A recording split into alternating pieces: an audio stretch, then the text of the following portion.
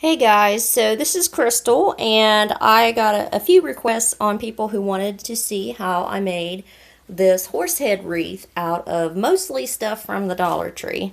And I'm videoing this on my Kindle, and I can't see what I'm videoing, so please excuse it if it's shaky or if I'm not getting everything in the frame. I'm just trying to do a little quick how-to thing on this so you guys can see how it's done.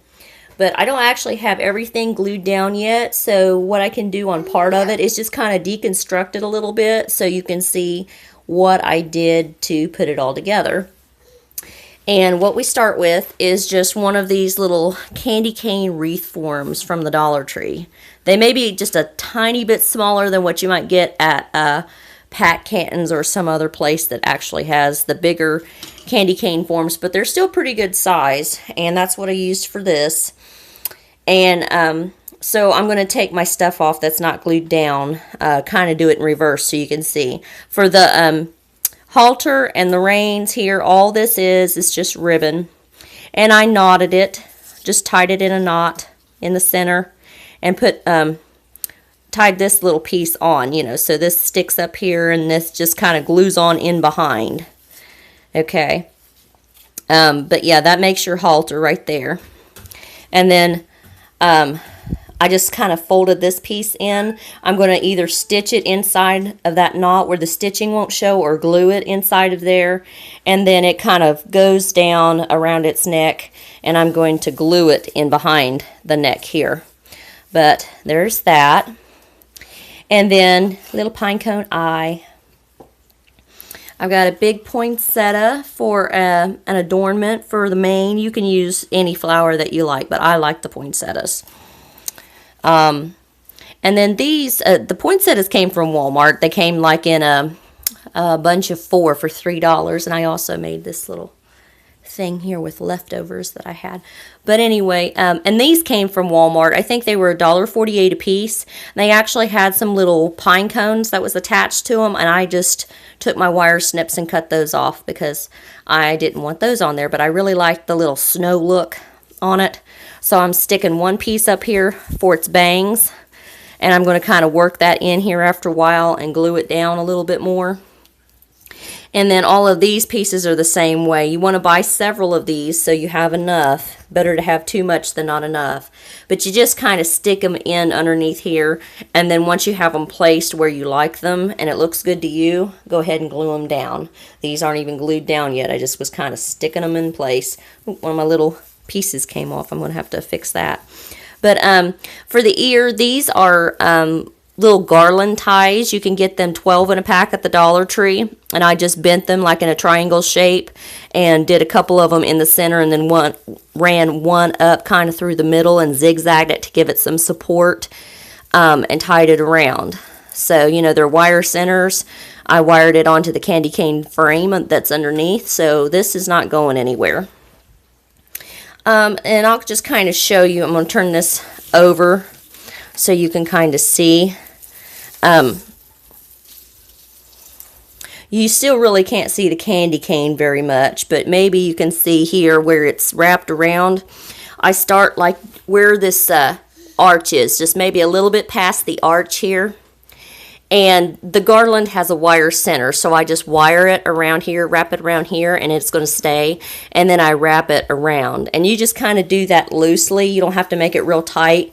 You're just trying to make something where it covers up the form a little bit. So when you stick all of your other pieces in, you're not going to see a whole bunch of your candy cane form. Then you're doing that from the front. Then what I did was I cut my garland into a whole bunch of little pieces. Maybe that's good that that's loose. I can show you. A whole bunch of little pieces like this. And I use smaller pieces that's this size for like around the nose and the face. And then I use longer pieces. They're probably 8 inches long, some of them. And I use those long garland ties. You can kind of see around here. I wired it to the frame, and then I just kind of made the shape of a nose, and it comes down here and it kind of curves around to make the jawline. And I wired those. You can connect them together, just kind of twist tie them together. And then you fill in that whole part with all of your little pieces. And you're going to wire those to your candy cane frames. If you got some that are really secure, you can wire others to the pieces that you have, because that's all wire in the inside of that.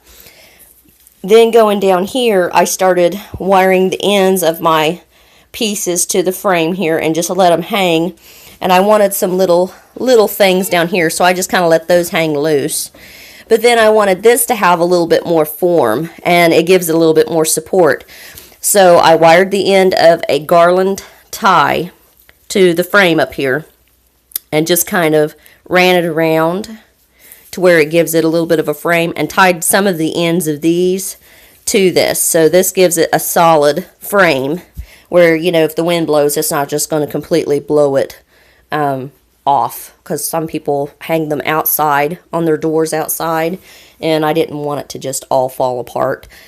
And then, you know, I just kind of left some on the top so it give it that little wispy look. And then, you know, once you've got your horse completely done, you just go back in and you do your little adornments. My pine cone there, and then there's its bangs. Like I said, you just kind of position all of these to fit where you want them to fit. You put your little poinsettia or whatever flower you like up here. And you could even get those ones that clip on, and it might make it a little bit easier. I just bought them in a bunch because it was more reasonable to get 4 in a bunch and use them for something else for $3 than buy one for $1.50. But, you know, just kind of position everything the way you like it. And then put your little halter up here. You're going to hide the end of that ribbon underneath your flower. And tie or glue these to the back so they're not seen, and it just looks, you know, like a real halter. Then you take your little ribbon and you're going to stick it kind of up underneath here. And see what I mean about putting it underneath the knot?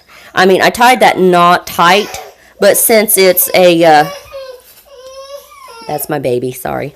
Since it's a little burlap, you know, it's going to still be a little bit loose underneath there, so you can just tack it and either glue it or sew it up there, up underneath that, and then just run it down and around for your reins. And then your finished product will look something like this. And you can use it, you know, vary everything to fit your style a little bit more. This is what things that I had on hand, what I thought would look pretty. So, okay, thank you. Bye-bye.